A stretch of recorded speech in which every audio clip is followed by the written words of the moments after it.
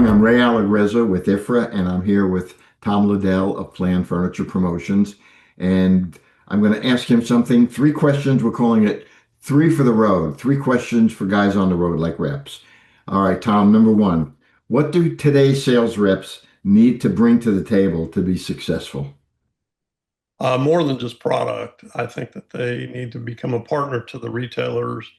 They learn from one retailer, help the next retailer understand the same things that are working for the other people in the territories that they travel, and try to recognize what the next guy needs to improve his business. Become a partner, in short. All right, good. Now, somebody that works with retailers 24/7 and has been a retailer himself, what do the A game reps do that the other ones don't? What do the top reps do that sets them up? That's a really good question. Many times when we go to meet with a potential new client, uh, they have one or two reps that they put great trust in. They're not just friends, but they're reps that they respect, that they've known, that have been honest with them, and they've been honest with that rep. They've developed a relationship with them. And so when it's time for them to end their business and make the single most important decision that they make during their entire business career, they frequently go to those reps and ask for advice. And developing that kind of relationship with a retailer is that's the A game reps, the people who can win someone over to that extent. And I think most reps have a retailer that they have that kind of relationship with, and I'm sure they're proud of that. But there are other reps that have that kind of relationship with virtually all of their customers. I've noticed there are certain names that continue to come up. Mhm. So I think developing that kind of relationship is a relationship of trust. So Perfect. Last one. From the retailer's point of view, what are the major pain points that suppliers and reps may not be taking seriously enough or may not be considering enough?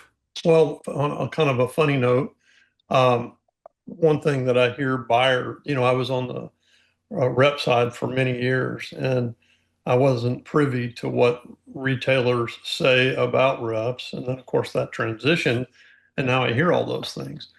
One of the things that's really kind of funny is when a rep pitches, "This is my best selling item," and the retailer asks how much it is, and he has to look it up. He doesn't know the price, and Mhm. that's something that comes up very frequently. So they need to be careful in their presentations to be honest and identify the top sellers, and again become good partners to the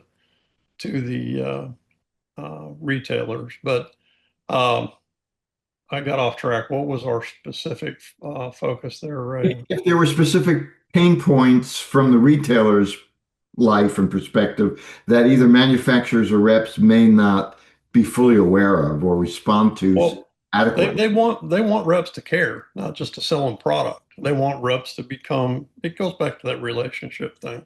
They want to be able to trust the rep with advice and to be a partner to them, not just somebody trying to make a buck selling a product.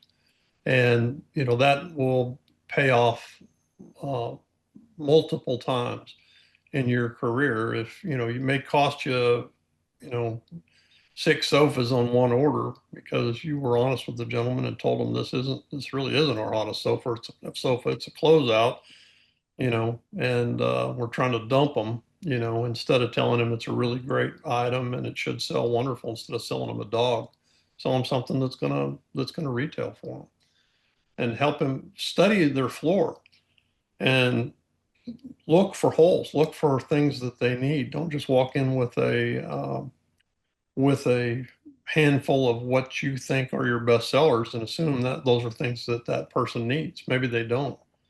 Maybe you're duplicating the effort, and you don't even have a shot.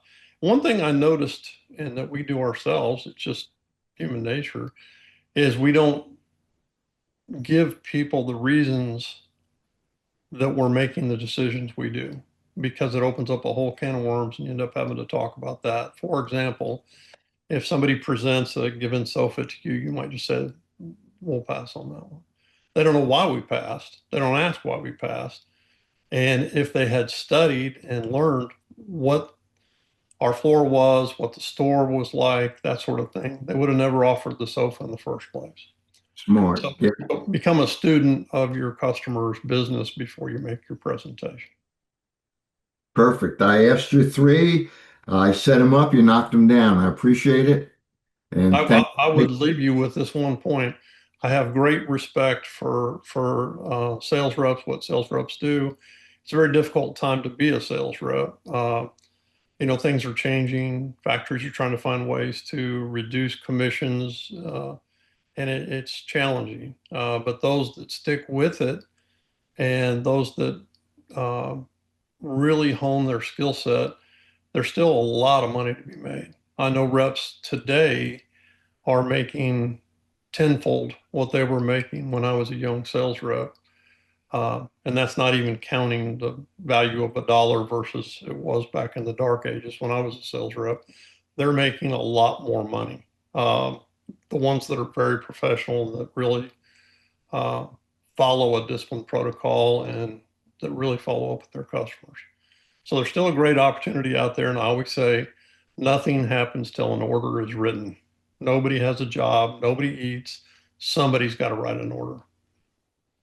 So, All right. On those inspirational words, we'll say, reps, if you're listening, go out and write an order. yeah, go get those orders. Hit those orders. All right, Tom, thank you so much. It's been Sure. a pleasure, and I will talk to you soon. Talk to you soon. Thanks, Ryan. Thank you.